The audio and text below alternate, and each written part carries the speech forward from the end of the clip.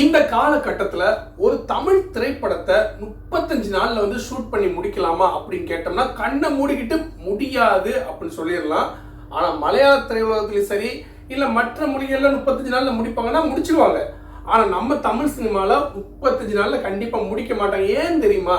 மற்ற மொழி திரைப்படங்கள்னா வந்து பிரம்மாண்டமான பட்ஜெட்ல உருவானாலும் நடிகர் நடிகைகளுக்கு சின்ன சம்பளம் கொடுத்துட்டு படத்தோட பட்ஜெட்டை வந்துட்டு மேக்ஸிமம் வந்துக்கிட்டு எப்படி ஷூட் பண்ணலாம், என்ன மாதிரி வந்துக்கிட்டு அந்த எக்யூப்மெண்ட்ஸ் வாங்கலாம் அப்படிங்கிற விஷயத்தை மையப்படுத்தி தான் செலவு பண்ணுவாங்க. ஆனால் நம்ம தமிழ் சினிமாவில் மட்டும் பெரிய பட்ஜெட்டாக நடிகர்களுக்கு அதிகமான சம்பளம் கொடுக்கணும் அப்படிங்கிற ஒரு விஷயத்தை மையப்படுத்தி தான் செயல்படுவாங்க. அதனால் நம்மளுடைய படங்கள் பார்க்குறப்ப பிரம்மாண்டமாக தெரியாது.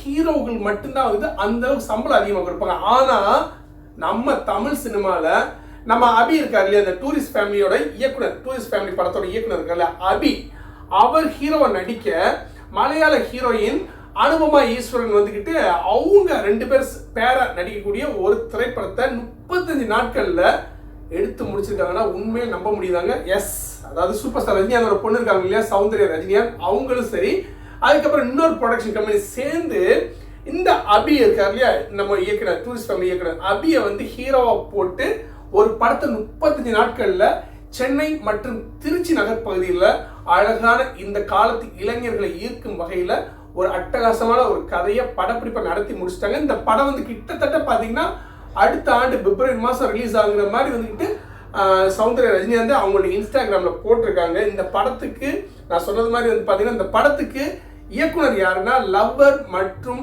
டூரிஸ்ட் ஃபேமிலியில அசோசியேட் டைரக்டரா ஒர்க் பண்ண மதன் அப்படிங்கிறது தான் இந்த திரைப்படத்தின் மூலமா இயக்குனர் வந்து அவதாரம் எடுக்கிறாரு. மேலும் ஷான் ரோல்டன் வந்துட்டு இந்த திரைப்படத்துக்கு மியூசிக் போடுறாரு.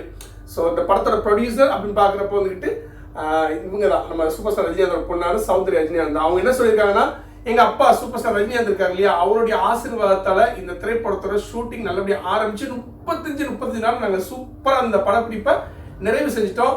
ஆண்டவனர்ல கூடிய சீக்கிரம் இந்த திரைப்படத்தை அடுத்த ஆண்டு ரிலீஸ் பண்ண திட்டமிட்டிருக்கும். எல்லாம் நல்லபடியானதா, ரொம்ப சந்தோஷம். கண்டிப்பா இந்த காதல் கதை இப்போ உள்ள இளைஞர்களை ஈர்க்கும் என்பதில் டவுட்டே கிடையாதுங்கிற விஷயத்தையும் அவங்களுடைய சமூக வலைதளத்தை வந்து பகிர்ந்திருக்காங்க.